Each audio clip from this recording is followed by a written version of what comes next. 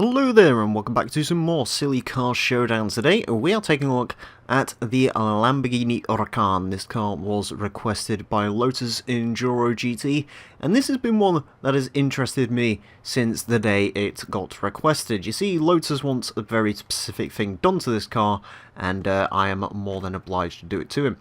Now, I know people are probably going to moan because this probably is going to beat the Ford Focus RS, which we only crowned a couple of episodes ago, but, you know, everyone has the opportunity to request these sort of cars, and I'm more than happy to do them. I do quite like the Lamborghini Huracan. I know it's a little bit boring, but then again, I think it's a lot better than the Lamborghini Gallardo. Anyways, let's get on with this, because this is going to be interesting. You see, we're actually swapping out the standard 602 horsepower 5.2 litre V10, which is an amazing engine, for a curious engine. The Racing V12. This is actually coming from a Ferrari F50 GT. Interesting. It's lighter, makes less torque, but it makes more power. Of course, the drivetrain is staying as is, which is four-wheel drive, and we are going to twin turbocharge it.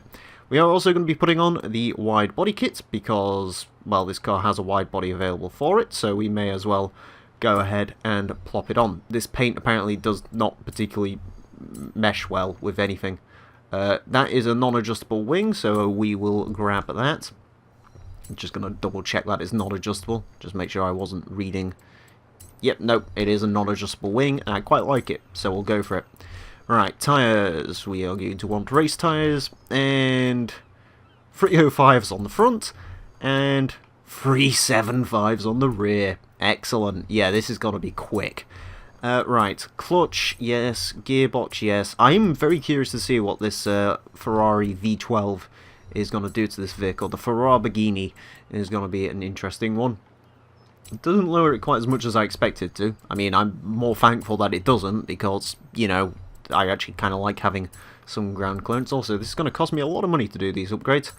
S2973, are we going to get up to X-Class? That's the real question with this one. I can foresee it doing that, to be honest with you. Anyways, that goes in. Displacement upgrade. Right, turbos. Yep, we're going to have an X-Class car. Alright, let's see how well this goes. So there we go, that is our Huracan built up. 1,191 horsepower, 623 foot-pound torque, barely any torque. It's kind of like a rotary. 2,604 pounds, this is a lot lighter than I was expecting it to be. 2.4 seconds to 60, a top speed of 258 miles per hour. Don't be fooled too much by the X-Class thing. This car could drive awfully. You don't know. I mean, it probably will drive very nicely, and it probably will go to the top of our leaderboard. But you never know. Maybe it won't. That is always the case. There's always surprises here on Silly Car Showdown. But nevertheless, let's get this machine onto our track and hear that glorious V12 soundtrack. So, here we are once again at our snowy Edinburgh track to send the Lamborghini Huracan V12 Ferrari engine thing on its way. It is going to have 5 laps to set the best time it possibly can. Our current leader is the Ford Focus RS with the V8 engine, which has a time of 141.598. The Huracan should in theory beat it, but you never know, maybe, I don't know, it'll break down or something. I will say this engine is incredible. As much as I'm, you know, a massive fanboy of the standard Audi Lamborghini V10, I think it's the best sounding engine in the world. This engine's also pretty nuts. It revs to 11. It also makes a ridiculous amount of noise, and this thing is ridiculously quick. Jesus Christ. Yeah. My god, the traction, everything about this is insane. Down here, 176 miles per hour. Holy crap. Yeah, we have a very, very quick car on our hands. It is insane. The only complaint I really have about it so far, those gears do seem a little bit too long, especially considering I believe this thing has a 7-speed gearbox. To be doing 176 in 4th gear.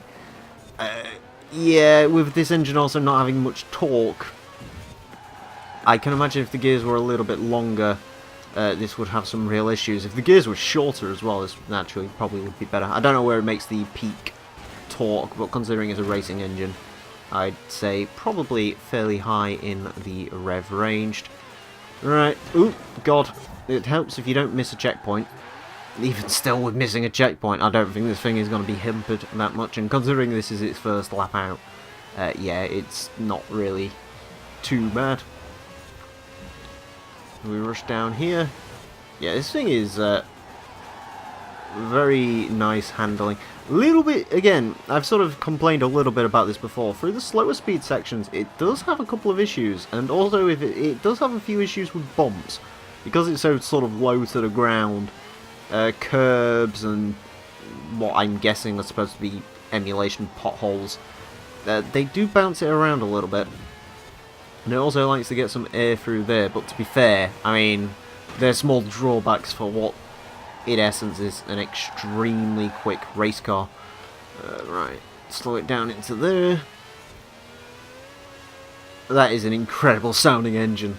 I don't know if you can hear me speaking over it, but it certainly is incredible. It sounds better than I do, so maybe you want to hear that over me. Right. Yeah, it is quick. There is no doubting this car's very quick. It's just pretty much all round very, very good. It's not the easiest thing to drive in the world, though. It does pick up some understeer every now and again as well. I think just because the tyres are so big and it's so powerful for an all-wheel drive car, it does struggle a little bit through the lower speed sections, and again, those gear ratios probably not helping that fact as well. But, I mean, again, other than that, it's really a small price to pay for what ultimately is a very, very quick performance car.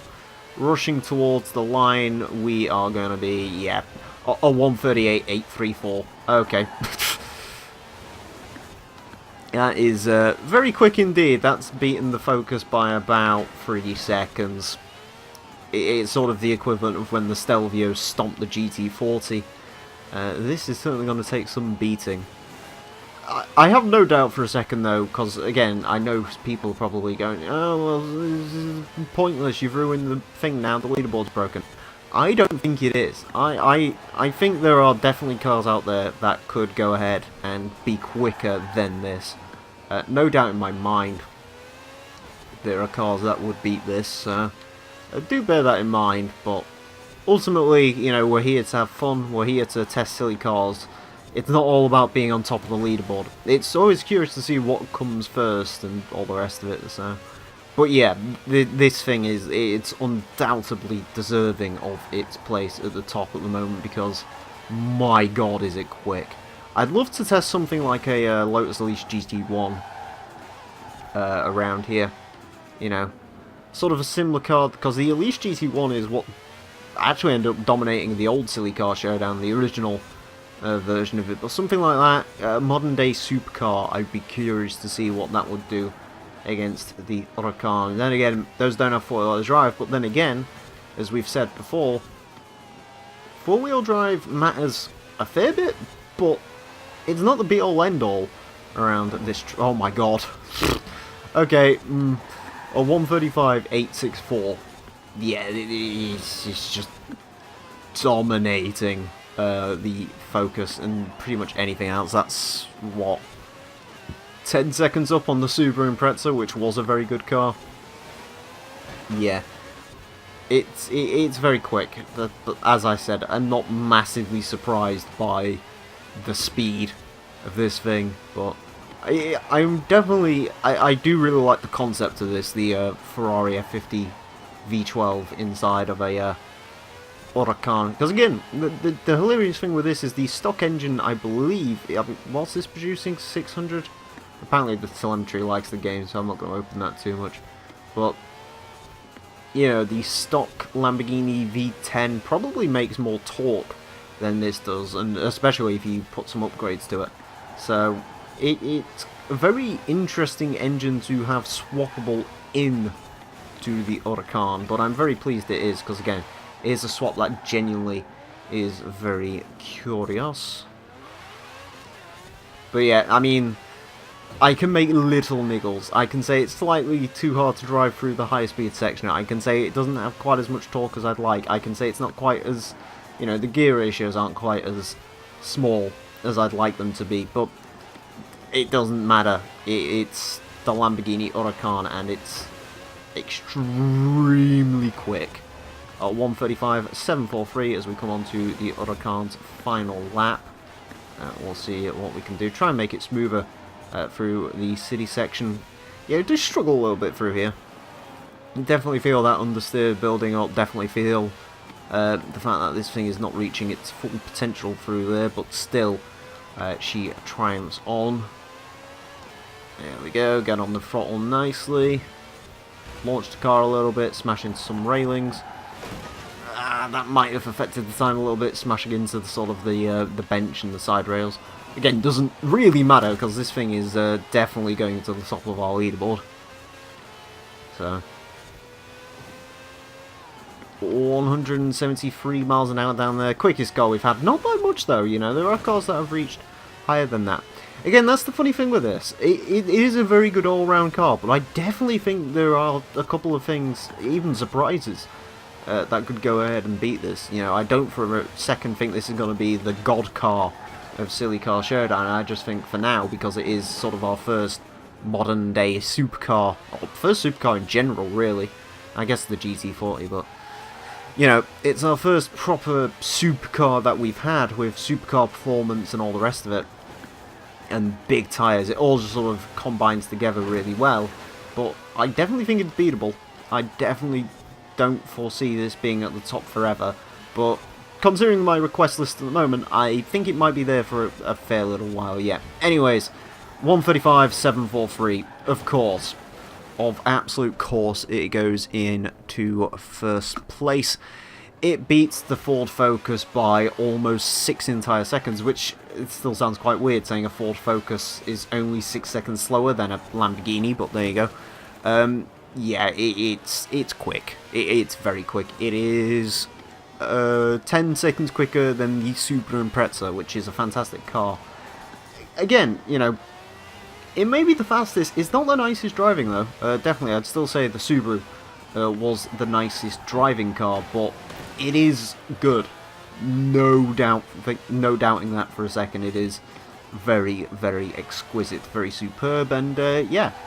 Anyways, if you think you've got a car that can beat the Lamborghini Huracan, or you just want to see me drive something incredibly stupid, if you've got any requests at all for this series, you can request them down below in the comment section, either on this channel or over on HG Central, where this is of course co-hosted. If you're watching this on HG Central, you can click the link down below in the description to come to my channel, where these get uploaded a day early, apart from on Sundays, but be quiet. And also check out the rest of my subpar content. Also, if you come to my channel, there is the video on, well, this video on my channel, and also there's a link below to my Discord server, which has a request chat, which I do highly recommend requesting cars in there, because instead of a 90% certainty that I'm going to see your car, it is pretty much guaranteed, because I go through and update the cars primarily off of that list, and then sort of go through the comment sections, or try to, over the next few weeks. Anyways, thank you all very much for watching, and until next time, a farewell.